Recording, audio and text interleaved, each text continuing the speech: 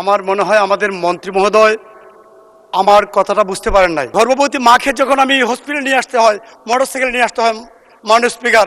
মাননীয় সদস্য, ক্লারিফিকেশনের জন্য এই রাস্তাটা কি মাটির রাস্তা হবে তো নাকি পাকা রাস্তা চান? সাবমার্জিবল পাকা রাস্তা। মাননীয় স্পিকার, আমার আসনটি হচ্ছে হাওর বেষ্টিত একটা এরিয়া। এখানে চারটি উপজেলা নিয়ে আমার এক আসন। এই আসনে মাননীয় স্পিকার, আমার অনেকগুলি হাওর আছে, যে হাওর থেকে ধান রোপণ করতে এবং ধান কেটে আনতে দুসময়ই আমাদের অনেক দুর্ভোগ পোহাতে হয়। অনেক খাদা থাকে, অনেক পানি থাকে। সেজন্য আমাদের এখানে আঞ্চলিক ভাষায় জাঙ্গাল বলে। তো আমাদের ওই রাস্তাগুলিকে ধান উত্তোলনের জন্য মাননীয় স্পিকার, আমাদের পাকাকরণ করার জন্য, সাবমার্জিবল রোড করার জন্য আমাদের স্থানীয় সরকার ও পল্লী উন্নয়ন সভায় মন্ত্রী মহোদয়ের দৃষ্টি আকর্ষণ করছি। এটা কবে নাগাদ করা হবে, এটা করা হবে কিনা এটা জানার জন্য মাননীয় স্পিকার। মাননীয় স্থানীয় সরকার, পল্লী উন্নয়ন ও সমবায় মন্ত্রণালয়ের প্রতিমন্ত্রী জনাব শাহ আলম এ বিষয়ে একটি সংক্ষিপ্ত বিবৃতি প্রদানের জন্য আহ্বান জানাচ্ছি। জনাব কামরুল ইসলাম কামরুল, 224 সুনামগঞ্জ একের প্রশ্ন উত্তরে এইটুকুই বলতে চাই, হাওর এলাকায় ফার্ম এক্সেস রোড নির্মাণের ডুবো সড়কের একটি প্রকল্প অনেক আগেই তৈরি হয়েছিল।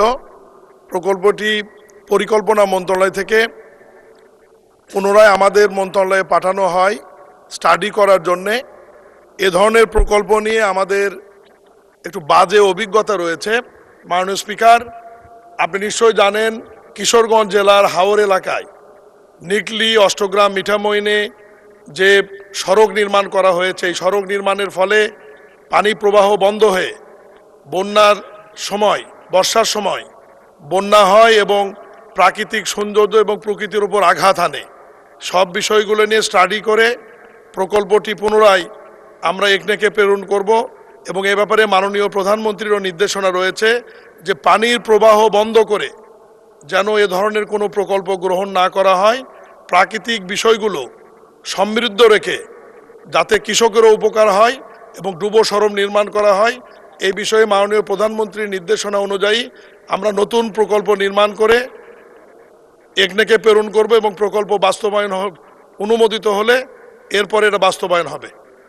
কামরুজ্জামান কামরুলকে একটি সম্পূরক প্রশ্ন করার জন্য আহ্বান জানাচ্ছি। আমার মনে হয় আমাদের মন্ত্রী মহোদয় আমার কথাটা বুঝতে পারেন নাই। আমি যে কথাটা বলছি, এটা সাবমার্জিবল রোড। এটা সিজনাল পানির তলে, এটা যখন পানি আসবে তখন তলায় যাবে। পানি চলে গেলে আবার আমরা এই রাস্তাটা ইউজ করতে পারবো। এটা পরিবেশের কোনো ক্ষতি হবে না।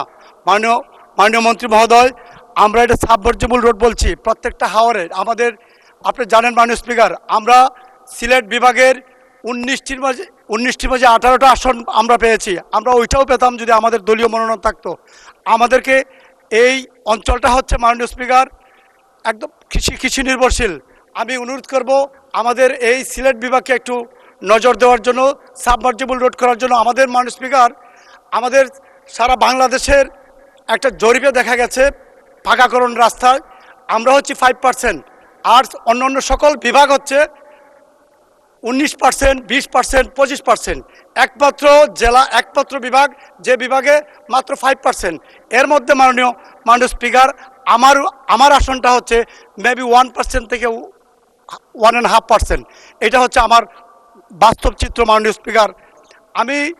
আমরা যখন নির্বাচন করি, আমরা যখন এলাকাতে যাই, মোটরসাইকেল একমাত্র আসন যেখানে কোনো গাড়িতে উঠে নির্বাচন করা যায় নাই, এটা হলো মোটরসাইকেলে করতে হয় মাননীয় স্পিকার। এই কারণে আমি বলছি সাবমার্জিবল রোড করার জন্য। যদিও অনেক বড় বড় প্রজেক্ট না নিতে পারলেও আমরা সাবমার্জিবল রোড করলেও আমরা মানুষগুলিকে আমরা একটু সুযোগ সুবিধা দিতে পারবো। মাননীয় স্পিকার, আমার এখান থেকে যখন আমার একজন গর্ভবতী মাকে যখন আমি হসপিটালে নিয়ে আসতে হয়, মোটরসাইকেল নিয়ে আসতে হয় মাননীয় স্পিকার। একটা বর্ষাতে নৌকায় আনতে পারি, কিন্তু এই যে এখন সিজন, এই সিজনে মোটরসাইকেল ছাড়া কোনো রাস্তা নেই। মাঝে মাঝে কিছু জায়গায় অটো চলে, কোনো রকম ঠেলায় দেখা। মাননীয় স্পিকার, আমার এই আসনটির প্রতি সবার সুদৃষ্টি দেওয়ার জন্য আমি অনুরোধ জানিয়ে আমার বক্তব্যকে শেষ করছি। খুদা হাফেজ। মাননীয় সদস্য, ক্লারিফিকেশনের জন্য এই রাস্তাটা কি মাটির রাস্তা হবে তো নাকি পাকা রাস্তা চান? সাবমার্জেবল পাকা রাস্তা।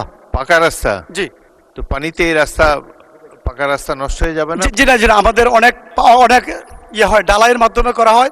এটা অনেক বছর থাকে, মাননীয় স্পিকার 20-30 বছর পর্যন্ত টেকসই হয়। সিসি ডালাই। মাননীয় প্রতিমন্ত্রী। মাননীয় স্পিকার, সাবমার্সিবল বা ডুবো সড়ক এটি আরসিসি দ্বারা নির্মিত হবে। পানি নিচে থাকবে বর্ষাকালে, এবং বর্ষা শেষ হয়ে গেলে রাস্তায় আবার পানি শুকিয়ে গেলে ওপরে হবে। আমি আর একাত্তর বলেছি যে এটা স্টাডি করা হচ্ছে, এটা অনেক বড় প্রকল্প,